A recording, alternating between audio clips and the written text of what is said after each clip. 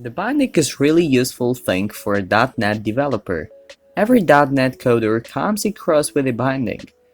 But what this really is?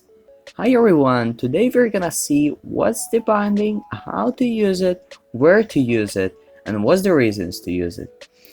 And at the end of this video, I'm gonna show you the example of an application with binding, so you can feel it in practice. So there we go. The binding is called so because you're binding a property in a view control to a piece of data in the C# code.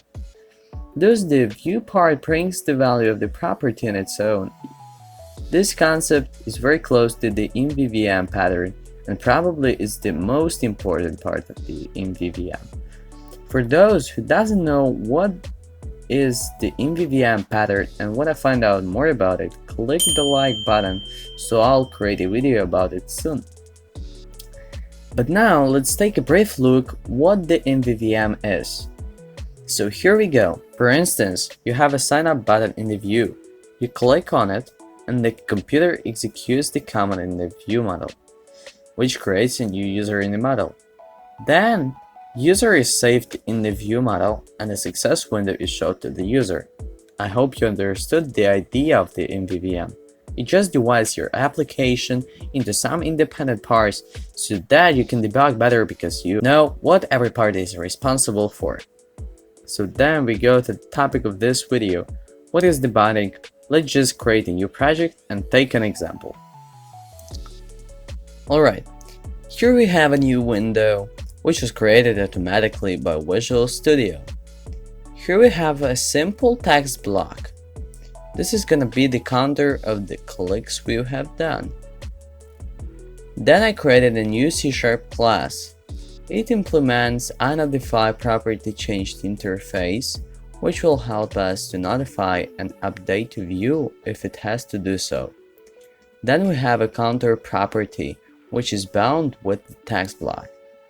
If we change this property, it changes the value in our window.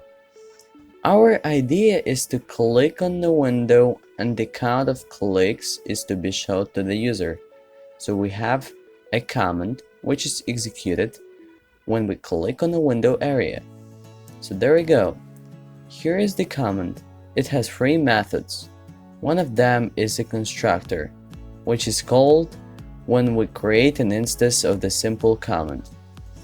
Others are demanded by the notify property changed interface. Can execute method is called to ensure that we can execute the command. This is a flexible method.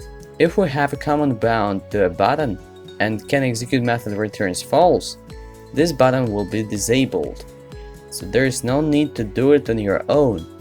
It catches it up in the runtime.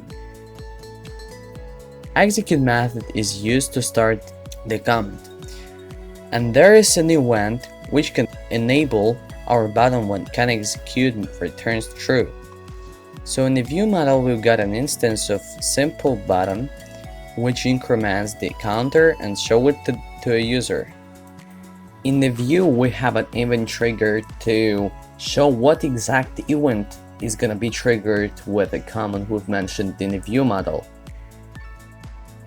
And then don't forget about assigning data context in the constructor of your view, because it's the most important part of binding your view with a view model. So don't forget about this.